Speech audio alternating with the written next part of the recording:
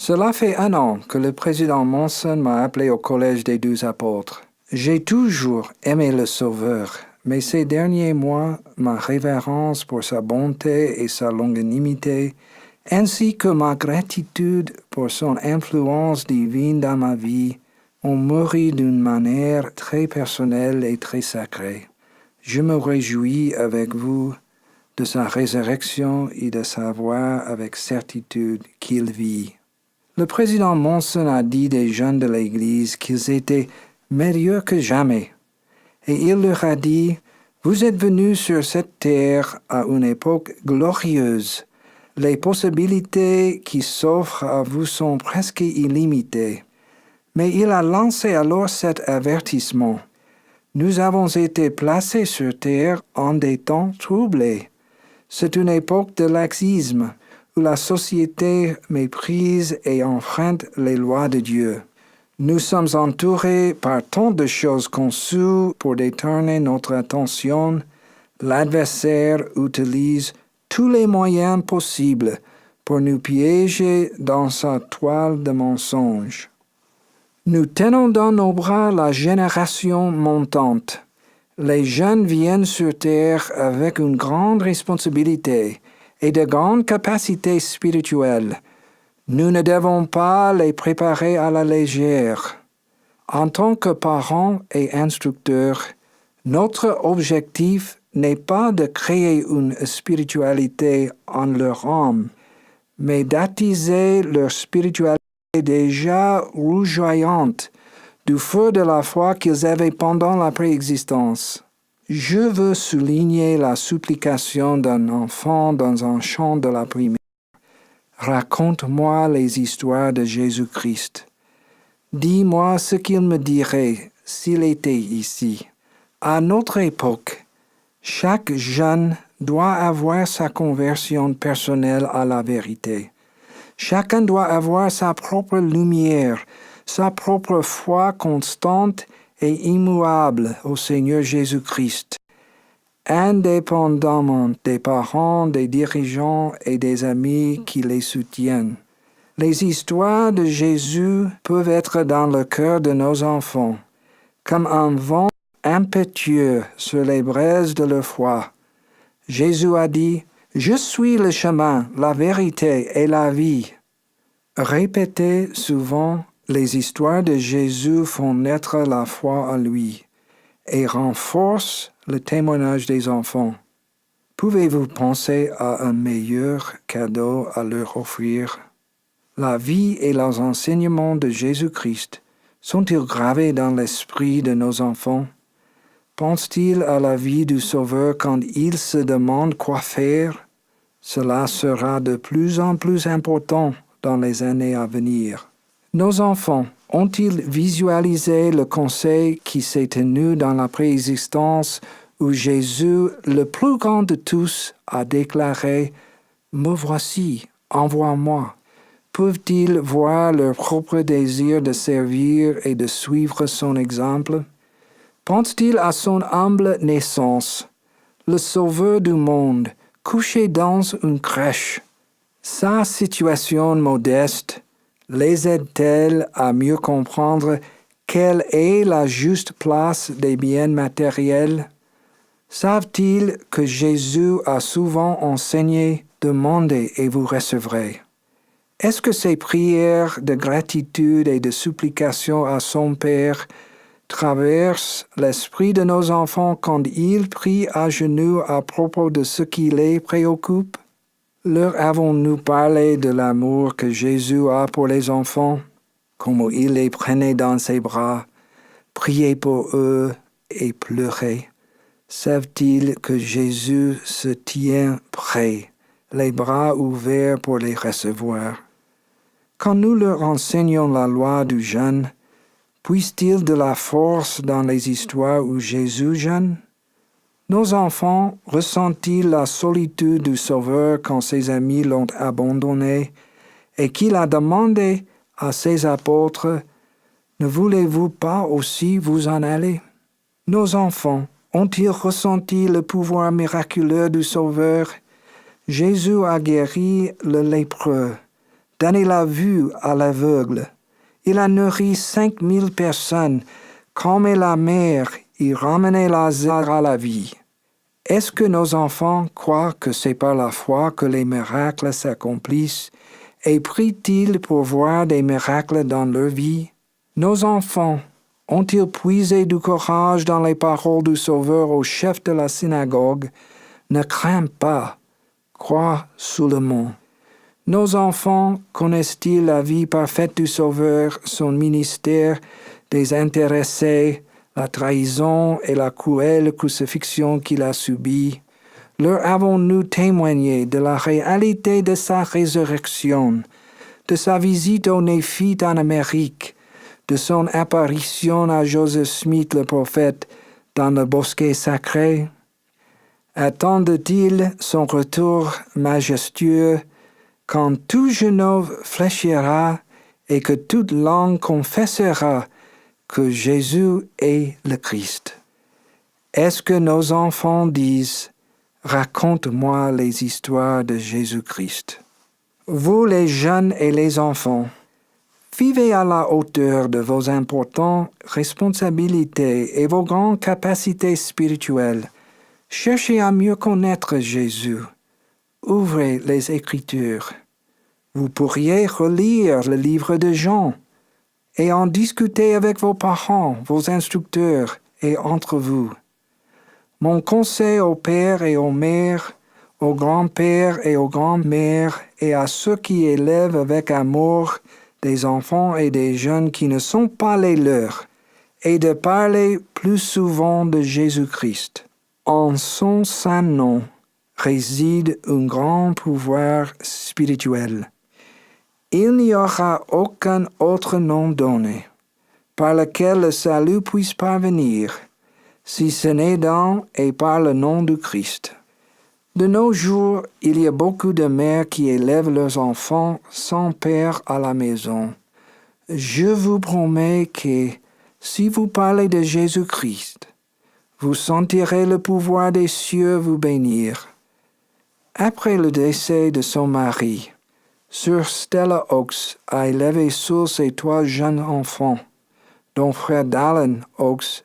Elle raconte « On m'a fait savoir que le Seigneur m'aimait et que je serais à la hauteur de ma mission. Je me suis sentie entourée d'amour et j'ai su qu'il nous soutiendrait dans l'opposition qui se présenterait.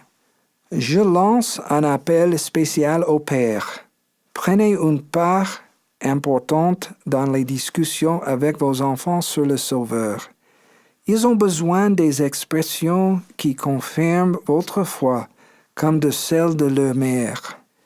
Bien qu'il puisse arriver qu'un enfant n'écoute pas avec un cœur disposé à croire, votre témoignage du Christ demeurera dans leur âme.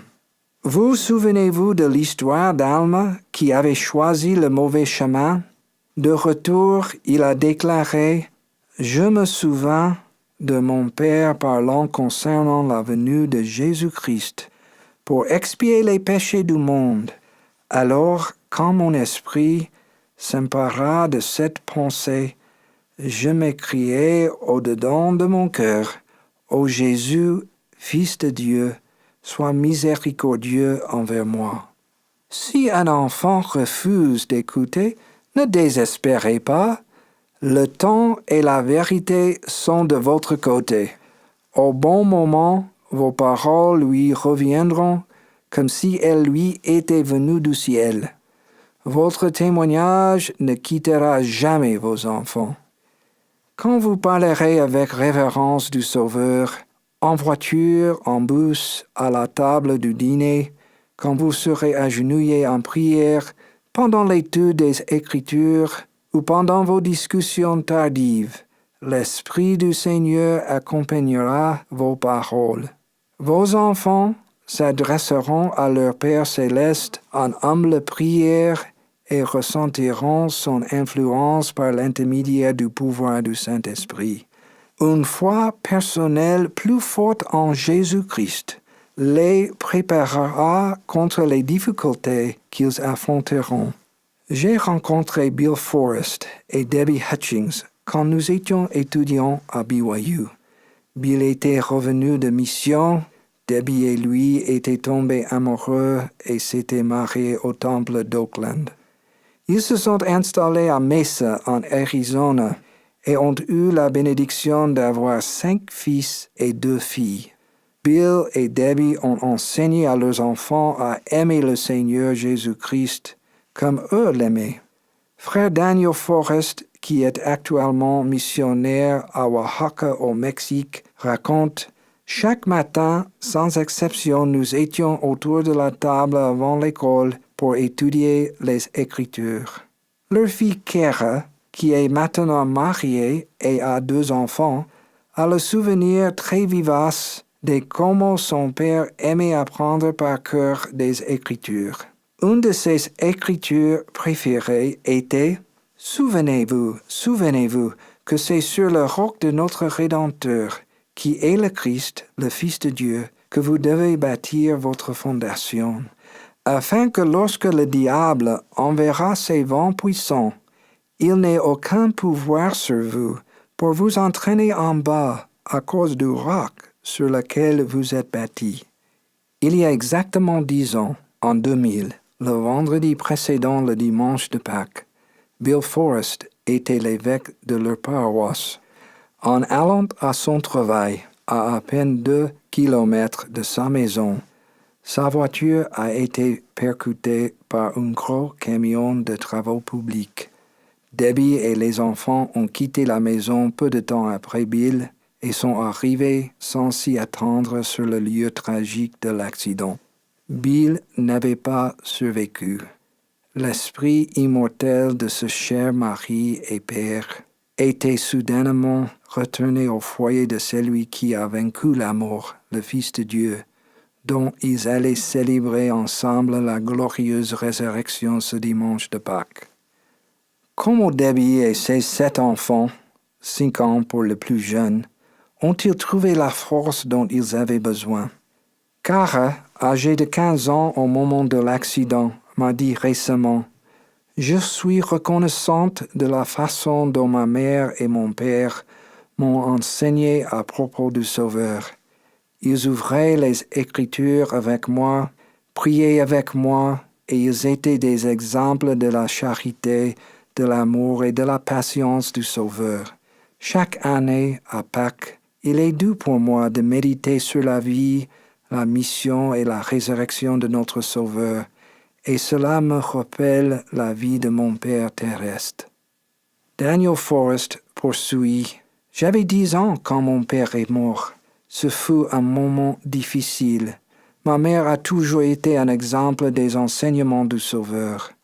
J'ai avec moi le badge de mon père de sa mission en Espagne.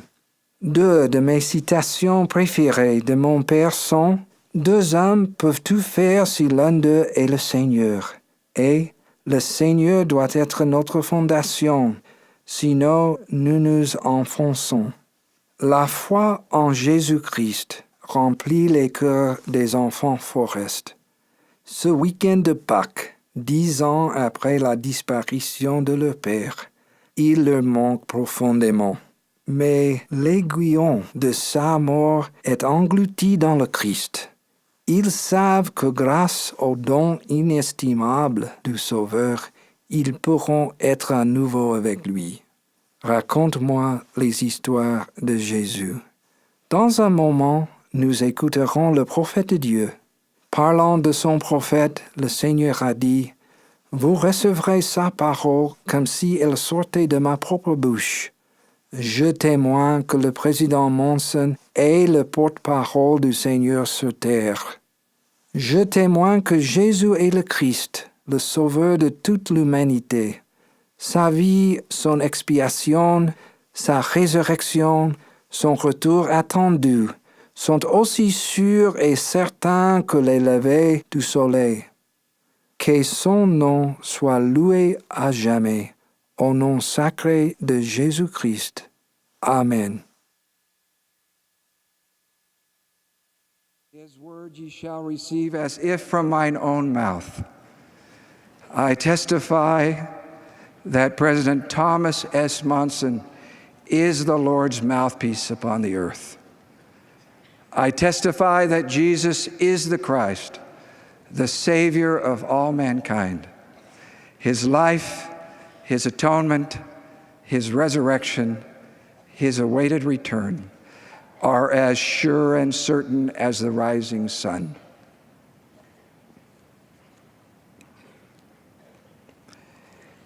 His name be praised forever and ever.